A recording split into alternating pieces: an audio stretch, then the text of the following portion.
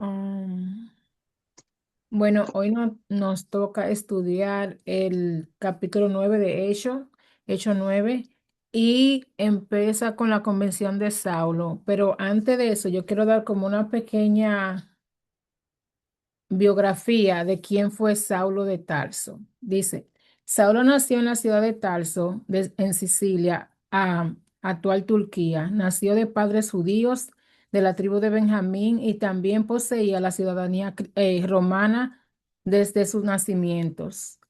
No menos importante, Saulo fue criado en Jerusalén e instruido por el rabino Gamaliel, uno de los miembros del Sanedrín, concilio judío. En el judaísmo, Saulo aventajaba a muchos de sus contemporáneos, siendo mucho más celoso de las tradiciones de su padre. Saulo poseía un conocimiento extenso de las escrituras y creía con sinceridad que el movimiento cristiano era peligroso para el judaísmo.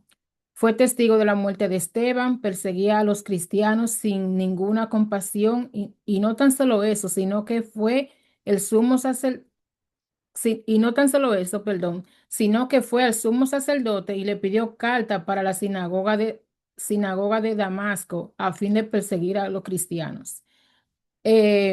Una cita bíblica que yo busqué fue en Filipenses 3 5 al 6, que él mismo describe, asimismo como circuncidado al octavo día del linaje de Israel, de la tribu de Benjamín, hebreo en cuanto a la ley, fariseo en cuanto al celo, perseguidor de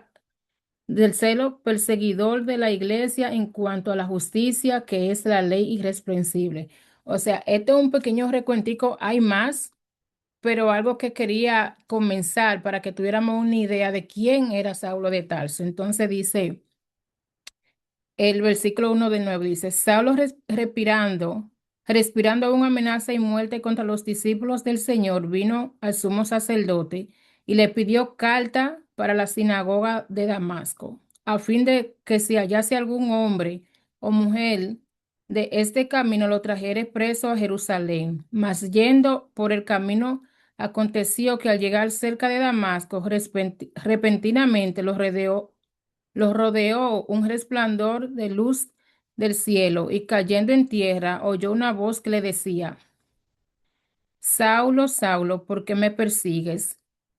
Él le dijo, ¿quién eres, Señor? Y le dijo, yo soy Jesús, a quien tú persigues. Dura cosa te es dar coces contra el aguijón. Él temblando y temeroso dijo, Señor, ¿qué quieres que yo haga? Y el Señor le dijo, levántate y entra en la ciudad y se te dirá lo que debes de hacer. Y los hombres que iban con Saulo se pararon atónitos, oyendo a la verdad la voz, mas sin ver a nadie. Entonces Saulo se levantó de tierra y abriendo los ojos no veía nada, así que llevándole por la mano le metieron en Damasco, donde estuvo 3 días sin ver y no comió ni bebió. Y algo que me llama la atención es como Lucas, ¿eh? ¿Alguien dijo algo? Oh, perdón. Algo que me llama la atención aquí es cómo Lucas empieza el capítulo 9 porque recuérdense que en el 8 ya todo se trataba era como de Felipe y todo. La última vez que nosotros escuchamos hablar de Saulo fue en el 8:3 y dice, y Saulo asolaba la iglesia y entrando casa por casa arrastraba a hombres y mujeres y los entregaba en la cárcel. Esa fue la última vez que escuchamos hablar de él en el capítulo 8, pero miren lo que dice aquí. Saulo respirando aún amenazas y muerte contra los discípulos, o sea que eso era como tan fuerte lo que él sentía, que lo que dejó se quedó parado ahí en el versículo 3 para continuar con Felipe. Sí, vino y dice aquí, y respirando aún amenazas y muerte contra los discípulos del Señor. Amenazas y muerte, y me hace a mí pensar, wow, qué tan convencido estaba él de su creencia que él no quería a los cristianos, él lo perseguía, lo mataba. Mire, mire qué crueldad dice aquí. asolaba la iglesia y entrando casa por casa, o sea, no respetaba la casa de nadie, porque él entraba casa por casa, arrastraba a hombres y a mujeres, o sea, tampoco tenía compasión ni siquiera de las mujeres, no tenía respeto por las mujeres, porque no solamente al hombre, ok, el hombre es fuerte y tú entras a la casa y quizá cosa, pero también a la mujer, o sea, no había ninguna compasión, pero ¿por qué todo era eso? Porque él defendía su fe, él defendía el judaísmo y él no quería saber del cristianismo. Para él eso era como una plaga que se estaba esparciendo. Entonces, sigue diciendo, dice, vino el sumo sacerdote y le pidió carta para la sinagoga de Damasco. Y yo me pongo a pensar, el sumo sacerdote en ese tiempo me parece que era Caifás.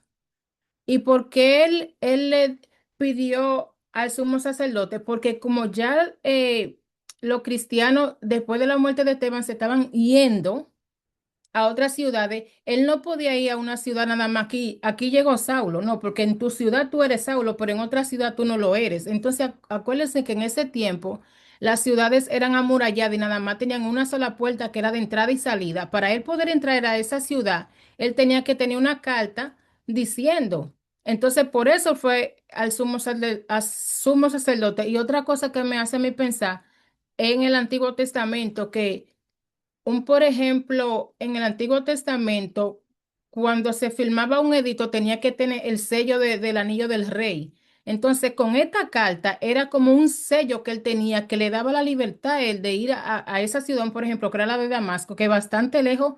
Cuando yo lo estaba viendo aquí en mi mapa de mi cosa, de mi Biblia, era bastante lejos. O sea, pero a él no le importó el camino. ¿Por qué? Porque él tenía ese celo por Dios y en contra de los cristianos. Entonces me pongo como yo a pensar, wow, el odio tan grande de él era que él no se conformaba nada más con lo que estaba haciendo en Jerusalén, sino que él quería salir y por eso él fue a donde el sumo sacerdote. Y el sumo sacerdote, como era del Sanedrín también, bueno, pues le firmó la carta porque eso es lo que eso era lo que ellos querían exterminar con el cristianismo. Dice y le pidió carta para la sinagoga de Damasco a fin de que si hallase algún hombre o mujer de este camino. Y me quiero para aquí donde dice camino, porque algo que me llamó la atención, que yo vi camino, pero tiene con letra mayúscula, a la primera letra. Entonces yo decía, oh, camino, pero el camino puede ser como una calle o algo, pero no. De este camino, yo busqué y dice que se refiere al cristianismo, se refiere a lo que eso es hombre y mujer estaban haciendo. No era como un camino de una calle, sino como caminar en la verdad, eh, caminar en Jesús, de una forma, un estilo de vida. Entonces, por eso era que decía hombre y mujer de este camino. Ese era el estilo de vida que ya ellos como cristianos tenían. Eh, Él lo quería llevar precio a Jerusalén, mas yendo por el camino aconteció que al llegar cerca de Damasco, repentinamente los rodeó un resplandor de luz del cielo. Ay, Dios mío. Y aquí ustedes saben que yo cuando me toca dar la clase, yo me transporto a Jerusalén de una vez. Yo estaba como allá y yo me estaba como imaginando. Yo estaba leyendo algunos comentarios donde la gente decía de que no, que fue que él se cayó del caballo. A mí la Biblia no me dice que él estaba en un caballo, a mí la Biblia no me dice nada, pero sí me dice, mas yendo por el camino aconteció que al llegar cerca de Damasco, repentinamente los rodeó un resplandor. ¿Y cuál fue ese resplandor? No fue el resplandor del sol que lo que lo confrontó a lo que se le reveló, sino el resplandor de nuestro Señor Jesucristo. Y yo digo ahí, Dios mío, ¿cuántas veces quizás hemos ido o hemos estado en persecución de alguien y el Señor, quizás no con un resplandor como hizo con Saulo, pero quizá en el corazón te lo hace sentir, quizá en un sueño, quizá audiblemente, quizá cuántas veces el Señor nos ha rodeado a nosotros para que resistamos de eso que estamos haciendo. Ese resplandor que lo rodeó a él, esa luz del cielo, dice, y cayendo en tierra, oyó una voz. O sea que no solamente fue el resplandor, sino que él también oyó esa voz. Ay, Dios mío, gloria a Dios. esa voz que le decía, Saulo, Saulo, ¿por qué me persigues? Y aquí cuando yo leía esa parte de Saulo, Saulo, de una vez me llamó la atención que no era como que Jesús quizá le estaba diciendo a él como, oh, Saulo, Saulo, ¿por qué me persigues? Sino con esa voz apacible como él le dijo a Marta, Marta, Marta, afanada y turbada está, o Jerusalén, Jerusalén, que matas a tus, yo lo apunté aquí. Jerusalén, Jerusalén, que matas a tus profetas y apedreas a los que te son enviados. O como le dijo a Simón, Simón, Simón, he aquí Satanás o has pedido para zarandearlo. O sea, él ya lo había hecho en diferentes ocasiones, pero esta fue la primera vez que él había dicho Saulo Salón, por ejemplo, ya después que él había muerto y había resucitado. Entonces eso como que me llama la atención. Y yo digo, Dios mío, ¿cuántas veces quizá el Señor me ha dicho a mí, Yasiri, Yasiri, no con una voz áspera, pero sino con una voz de amor, con una voz de alerta de que algo está pasando? Dice, ¿por qué me persigues? Eso era como una pregunta, ¿por qué me persigue?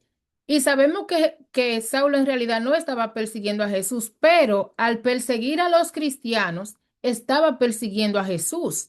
Y eso es una cosa que yo siempre me pongo a pensar, yo digo, Dios mío, no permita en mi corazón que yo persiga a nadie, porque a veces uno por tener su celo en su creencia puede estar persiguiendo a otra persona que quizá no tenga la misma religión que uno, o quizá no tenga la misma creencia, aún estando nosotros dentro del cristianismo.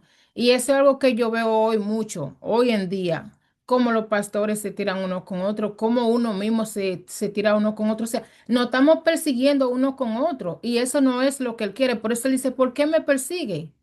¿Por qué él lo estaba persiguiendo? O sea, ¿qué te he hecho yo para que tú me persigas? Y sigue diciendo. Dura cosa te es dar cosas contra el aguijón.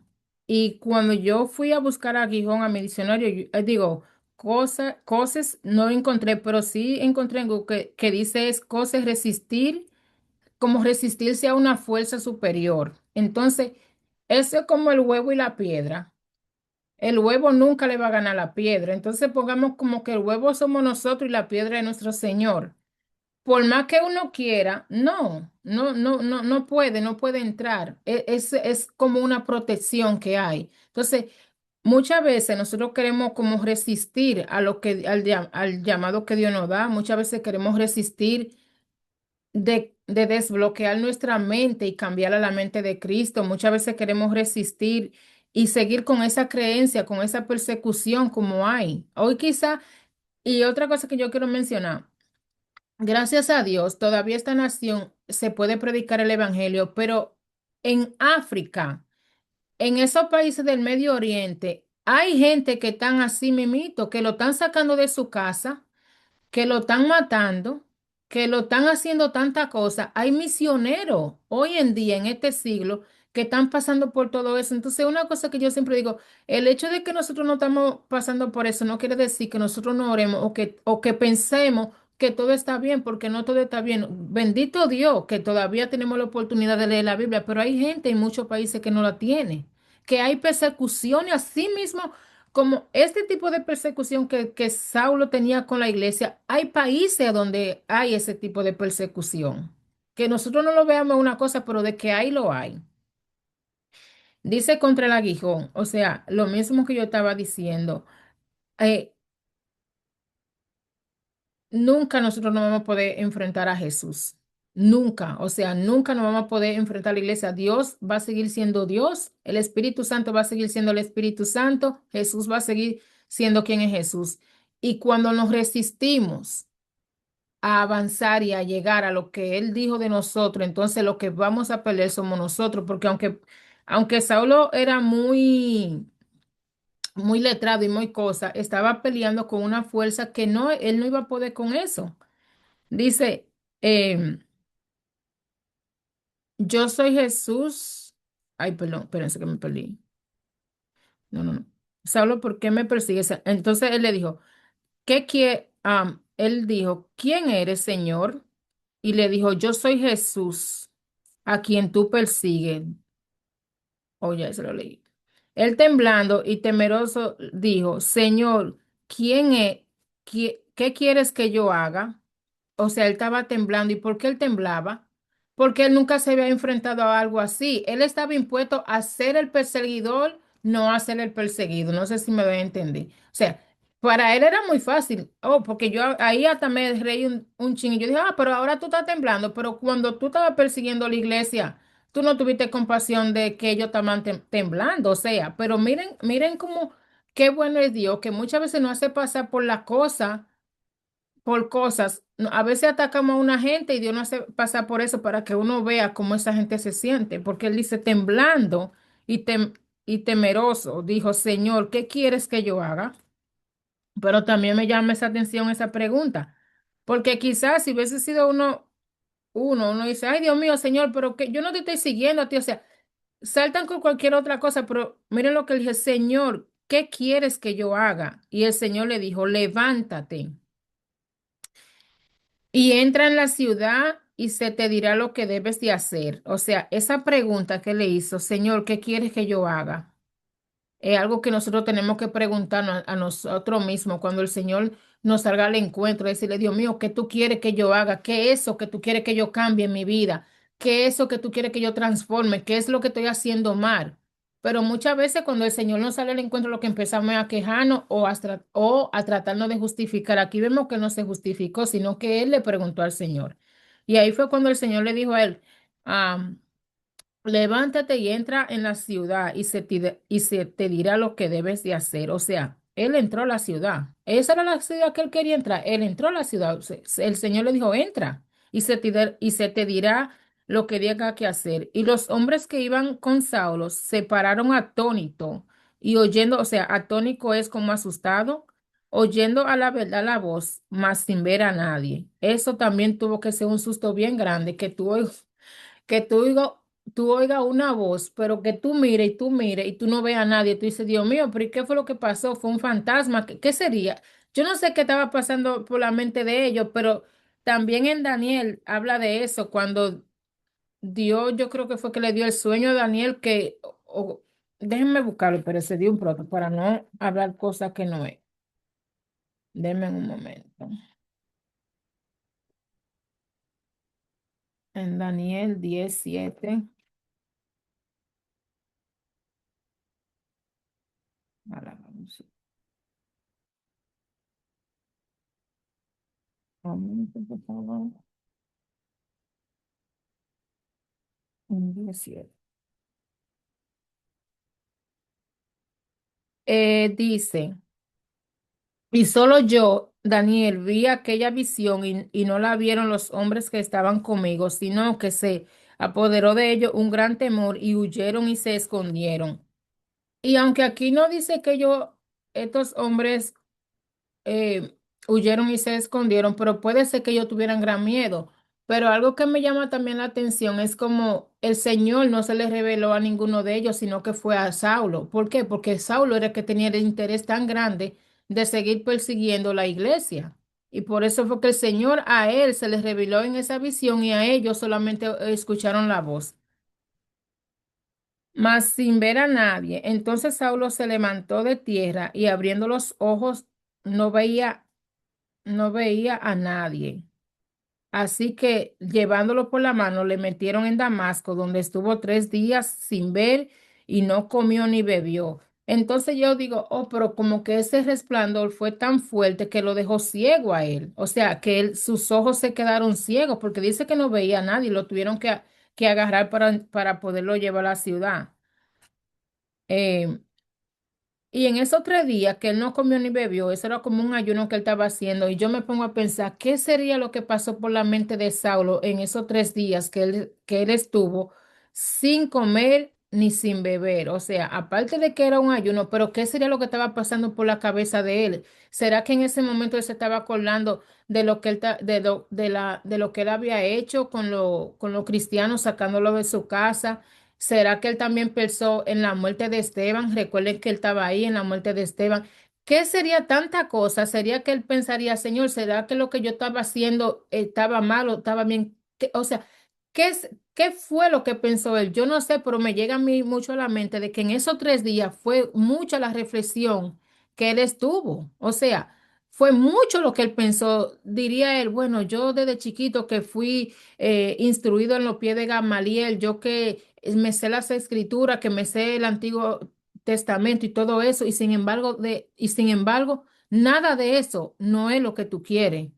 Y ahora mira, entonces dice, había en Damasco un discípulo llamado Ananías, a quien el Señor le dijo en visión, Ananías, y él respondió, heme aquí, Señor. Y el Señor le dijo, levántate y ve a la calle que se llama derecha y busca a la casa y busca en la casa de Judá a uno llamado Saulo de Tarso, porque he aquí, él ora, perdón, y ha visto en visión a un varón llamado Ananías. Y yo digo, ay Dios mío, Señor, pobre Ananías, porque Ananías que seguro salió corriendo de Jerusalén para salvar su vida. Y sabiendo lo malo que era Saulo, porque la verdad hay que decirle, antes de que él fuera convertido ya en, en Pablo, él era bien malo. Entonces que ahora el Señor le diga a Ananías, vete, que allí está el asesino, el que lo está persiguiendo a ustedes. Allí está. Eso es fuerte, que el Señor te diga a ti, mira, esa que te está persiguiendo allí, o ese que te está haciendo daño, vete, que a ese ya yo le revelé en visión y tú tienes que ir. Pero miren la obediencia de él. O sea, él sí le dijo, Señor, pero...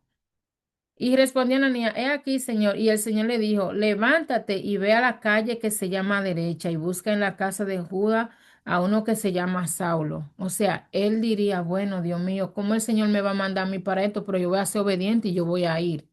¿Será que nosotros estamos siendo obedientes cuando el Señor nos manda a hacer algo? ¿Dónde será que está la obediencia cuando el Señor te dice, mira ese que mató a tu hijo, o mira ese que te robó, o mira ese que esto, yo me les revelé en visión, ve donde Él, porque de Él va a venir la salvación para los gentiles, por ejemplo. Hay tanta cosa que este capítulo me puso a mí como a reflexionar, a pensar en todo, porque es como que cada coma no tiene ningún desperdicio, cada punto no tiene desperdicio, cada palabra, por más chiquita que se vea, es como una enseñanza que el Señor te va dando, es como una obediencia, es como que el Señor te está diciendo, mira. Ya no tienes que andar pidiendo por ahí nada más, ponte a leer la escritura y yo te voy a ir revelando lo que yo quiero lo que yo quiero que tú hagas. No es con tu fuerza, no es con tu creencia, porque muchas veces creemos que, ay, porque yo me sé todo. No, nosotros no sabemos nada. Nosotros sabemos lo que Dios nos permite saber. Pero si es de la cosa divina de Dios, no sabemos nada. Todos los días tenemos que estar más sumisa a lo que el Señor nos está diciendo. Oiga el Espíritu lo que el Señor le habla. Entonces, dice, espérense que yo anoté una parte aquí y dice, ay Dios mío, yo sabía que la tenía aquí. Bueno, dice, y había visto en visión un varón llamado Ananías que entraba y le pone la mano encima para que recobre la vista. Y algo que me llama de Ananía, entonces era que Ananía no era una gente cualquiera, Ananía era una gente que oraba, porque para que él le ponga la mano, claro que todo es con el Espíritu Santo, pero no cualquiera que le pone la mano a alguien puede ser curado. Entonces Ananía era un verdadero discípulo del Señor. Dice, para que recobre la vista. Entonces Ananías respondió, Señor, he oído de mucho acerca de este hombre, cuánto males ha hecho a tus santos en Jerusalén. Lo mismo que yo estaba diciendo ahorita. Y aún aquí tiene autoridad en los principales sacerdotes para aprender a todo lo que invocan tu nombre. Es fuerte eso. Todo el que invocaba el nombre de Jesús estaba en riesgo de morir, estaba en riesgo de ser arrestado, estaba en riesgo de morir apedreado. Y con razón, no es que uno no puede decir, porque ahora quizá uno leyendo no dice, "Ay, pero Esteban sí era como un poquito cobarde". No, pongámonos nosotros a ese nivel de que uno le vaya a hablar, por ejemplo, a un musulmán, que Dios te diga, mira, ve, háblale al presidente de Irán de que de que no persiga a mi pueblo o que vaya y haga esto. No, no es fácil. Entonces uno tiene que ponerse en ese nivel y saber que no fue fácil, pero él obedeció y fue. Y dice, y aún aquí tiene autoridad de los principales sacerdotes para aprender a todo los que invocan tu nombre. El Señor le dijo, ve, porque instrumento escogido me es este para llevar mi nombre en presencia de los gentiles y de reyes y de los hijos de Israel. Instrumento escogido por Dios. Wow, qué hermoso esto aquí. Un instrumento escogido por Dios. Y ahí me pongo yo también a pensar cuánta gente no hay hoy en día que están quizá persiguiendo la iglesia, que no quieren saber de Dios, que no quieren, pero instrumentos escogidos son de Él y a su debido tiempo ellos van a tener un encuentro con el Señor y van a ser ese instrumento que Dios quiere para esta nueva generación. Dice, para llevar mi nombre en presencia de los gentiles. ¿Y quiénes somos los gentiles? Nosotros, que gracias a Pablo es que nosotros podemos, porque si hubiese sido por Pedro, no llega porque Pedro estaba también muy arraigado a sus creencias y que el evangelio solamente, que Cristo solamente era para los judíos, no para los gentiles. Entonces, ese, tenemos que darle gracias a Pablo por eso. Y de reyes y de los hijos de los de Israel. ¿Y por qué de reyes? Porque más adelante vamos a ver todo lo que Pablo hablaba delante de todo el mundo. Y por eso es que uno cada vez se tiene que preparar, porque Dios tiene a sus escogidos para hablar delante de reyes, delante de presidentes. Por eso ustedes ven que hay pastores hoy día que van delante. No todo pastor va a hablar delante de un rey, pero hay pastor que Dios le ha dado esa autoridad, que Dios le ha dado ese léxico, que Dios le ha dado esa inteligencia para pararse delante del presidente y hablar. Y que cuando ellos hablan, el presidente escucha muchas veces. Entonces, eso quería decir. Y dice de los hijos de Israel, porque yo le mostraré cuánto le es necesario padecer por mi nombre. Ay, Dios mío, Señor. Y esta es una cosa que nadie quiere, porque todos queremos la gloria, pero ninguno queremos el padecimiento. O sea, aquí no soy yo que lo estoy diciendo, porque yo le mostraré cuánto le es necesario padecer por mi nombre. O sea, que por el nombre de Jesús. No es que vamos a estar de que, ay, no, porque la queja mía, no. El padecimiento es un precio que tenemos que pagar. Hoy mismo, hoy día estamos pagando un precio, nosotros no estamos pagando todavía ningún precio, por esa gente que están ahí, esos misioneros, esas gente que están en África, esos países que están en esos países, en esos sitios árabes, están pagando un precio por conocer de Jesús. Entonces, algo que mi madre decía el otro día, a veces nos quejamos tanto, ella decía como a veces nos quejamos tanto de que, ay, que estoy padeciendo esto por el Señor cuando no estamos padeciendo lo que es, lo que verdaderamente, no estamos verdaderamente eh, siendo perseguidos, todavía estamos en la oportunidad de seguir aprendiendo, de seguirnos llenando de su palabra, para que cuando vengan esos tiempos de persecución, la palabra esté aquí en la mente y la tengamos en el corazón.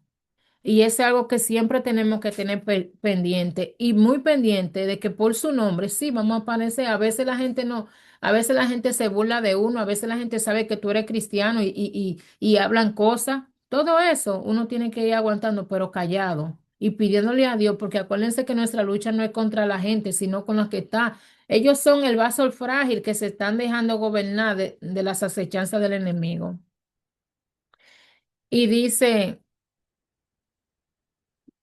Fue entonces Ananías y entró en la casa y poniendo sobre él las manos, dijo, hermano Saulo, otra cosa que me llama a mí la atención, porque miren, después que Ananías dijo, oh, pero ese hombre, ese perseguidor, le dijo hermano de una vez, uno no le anda diciendo al hermano a la gente de que, ay, hermano. Pero el amor que él tenía era tan grande y la obediencia era tan grande que él dijo, bueno, Señor, si ya tú hablaste, si ya tú hablaste, yo no tengo nada que decir, ese es mi hermano también. Y él fue y le dijo, hermano Saulo, el Señor Jesús, que se te apareció en el camino por donde venía, me ha enviado para que reciba la vista y sea lleno del Espíritu Santo. Me llama mucho la atención que le dijo hermano, me llama la atención que él fue lleno del Espíritu Santo y que ni siquiera estaba bautizado. Él no estaba bautizado por la iglesia cristiana y sin embargo fue lleno del Espíritu Santo. Al momento le cayeron de los ojos como escamas y recibió al instante la vista. Y esa es la escama que yo le pido a Dios que se nos caiga todo de nuestros ojos. Porque aún estando dentro del Evangelio, aún estando bautizada, aún haber recibido el Espíritu Santo, muchas veces todavía tenemos escama en nuestros ojos y no podemos ver más allá de donde nuestros ojos carnales nos dejan ver. Que Dios nos ayude y que nos quite toda escama que pueda haber en nuestros ojos, en los ojos del mundo entero, para que podamos verdaderamente ver la gloria de Dios, que eso es lo que más nosotros necesitamos, esa escama que se le cayó a él. O sea, sí sabemos que él estaba ciego, pero también de eso dentro de esa ceguera física había una ceguera espiritual. Y así es que yo lo veo que esas escamas que cayeron era para quitarle esa ceguera física, pero también esa ceguera espiritual que él tenía, porque después vamos a ver todo lo que él hizo a favor del Señor. Y recibió al instante la vista y levantándose fue bautizado y al momento de le cayeron de los ojos como escama y recibió al instante la vista y levantándose fue bautizado y habiendo tomado aliento recobró fuerzas y estuvo Saulo por algunos días con los discípulos que estaban en Damasco. O sea, que él recibió el Espíritu Santo antes de ser bautizado, porque eso fue lo que yo leo aquí y se llenó del Espíritu Santo, y al momento le cayeron de los ojos como escamas y recibió al instante la vista, y levantándose fue bautizado. O sea, él no fue doctrinado como así. Yo no sé por qué ahora, yo no sé si eso es religiosidad o si hay, claro que tiene que haber un protocolo, pero ahora hay como tanta cosa para bautizar a una gente, pero sin embargo a él no lo doctrinaron aquí, sino que a él lo bautizaron y fue lleno, o sea, fue lleno del Espíritu Santo y lo bautizaron. Y habiendo tomado alimentos, recobró fuerza. Claro que tenía que recobrar fuerza porque acuérdense que él tenía 3 días sin comer, que no había comido nada. No tenía fuerza. Pero dice, y tuvo a Saulo por algunos días con los discípulos que estaban en Damasco. ¿Y quién eran esos discípulos? Esos discípulos eran los discípulos del Señor, ya no eran los discípulos de su gente de la sinagoga, sino con los discípulos del Señor.